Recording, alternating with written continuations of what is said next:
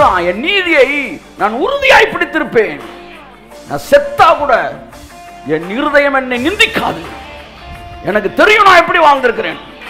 ஒரு சுய நீதியில் இருக்க அவ்வளவு தைரியமா இருப்பான்னா தேவன் தன் சொந்த நீதியோட கொடுத்திருக்கிறாரு. எதற்காக நீ பயப்பட வேண்டும்?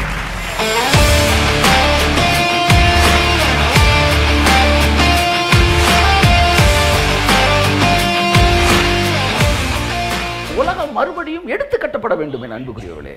எடுத்து கட்டப்பட வேண்டும் என்றால் முதலாவது நான் தேவனுடைய பிள்ளை என்பதை உணர வேண்டும். நீங்கள் இந்த உலகத்திற்கு உரியவர்கள் அல்ல. அதை முதல் புரிஞ்சுக்காங்க. அதனால இந்த உலகத்தின் எந்த சட்டதிட்டமும் உன்னையும் உன் குடும்பத்தையும் ஆளுகை செய்ய முடியாது.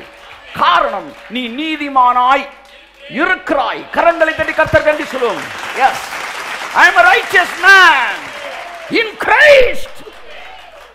நான் சொன்னேன்ல போன வருஷம், நான் முடிச்சேன்ல, இந்த வருஷத்துல நான் கொடுத்த எல்லா செய்தியும் நீங்கள் மறந்தாலும் ஒன்றை மட்டும் மறந்துடாதீங்க, கிறிஸ்துவுக்குள்ள நான் நீதிமான். சார், உங்களை சுத்தி 1000 எதிர்மறையான விஷயங்கள் நடந்தாலும் நீங்க சொல்லணும், நான் நீதிமானியா. யோபுட்டு எனக்கு பிடிச்சது அதான் சார். பிள்ளைகள்லாம் செத்து போச்சு சார், அவன் சொல்றா, நான் நீதிமான்றா. சுத்தி இருக்க சொல், நல்லா யோசிச்சுக்க, நீ நல்லவனா இருந்தா இதெல்லாம் ஏன் நடக்குது? 10 பிள்ளை செத்து போனாலும் நான் நீதிமான்றா சொல்றான். என் நீதியை நான் உறுதியாய் பிடித்திருப்பேன். நான் செத்தா கூட என் இருதயம் என்னை நிந்திக்காது. எனக்கு தெரியும் நான் எப்படி வாழ்ந்திருக்கிறேன். ஒரு சுய நீதியில் இருக்க அவ்வளவு தைரியமா இருப்பான்னா தேவன் தன் சொந்த நீதியோட கொடுத்திருக்கிறாரு. எதற்காக நீ பயப்பட வேண்டும்? எதற்காக நீ பயப்பட வேண்டும்? உன்னை சுற்றி எதுவும் எதிர்மறையா நடக்காது. நடந்தாலும், எத்தனை நடந்தாலும் நீ மாத்திரம் குற்றவாளி என்று சொல்வதற்கு உன் எதிரிக்கோ பிசாசுக்கோ ஒரு நாள் விடம் கொடுக்காதே. நான் உனக்கு சொல்றேன், உன்னை சுத்தி மரணங்கள் நடந்தால் கூட நான் நீதிமான கரெக்டாரு அப்படி இருந்தினா அவனை உயிரோட எழுப்ப முடியும். ஆமா, நான் பாவிதான் முடிஞ்சிச்சு. அதுக்கப்புறம் நோ வே.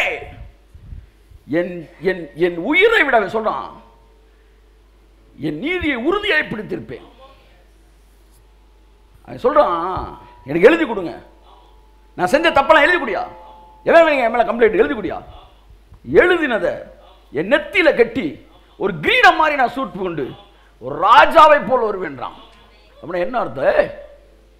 உங்களை யார்ட்டையாச்சும் நான் ஏதாச்சும் பண்ணியிருக்கிறேன்னா அப்போ எவ்வளோ பெரிய நீதிமான் பாருங்க. தேவனே அசந்துட்டார். அவர் சொல்றான், ஒரு சீசன் ஒரு டைமுக்கு வந்தவன சொல்றான், எங்க அவரு என் முன்பாய் வந்து நிற்கட்டும், நான் கேட்கிறவைகளுக்கு அவர் பதில் சொல்லட்டும்ன்றான்.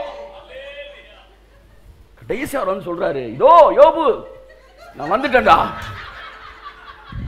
புருஷனை போல் அறையை கட்டிக்கொள், தைரியமா பயப்படாத, எந்திரிச்சு நில்லு, நான் கடவுள்லாம் யோசிக்காத, நீ கேட்கறதுக்கு நான் பதில் சொல்றேன். எப்பேற்பட்ட தேவன்! ஆமென்.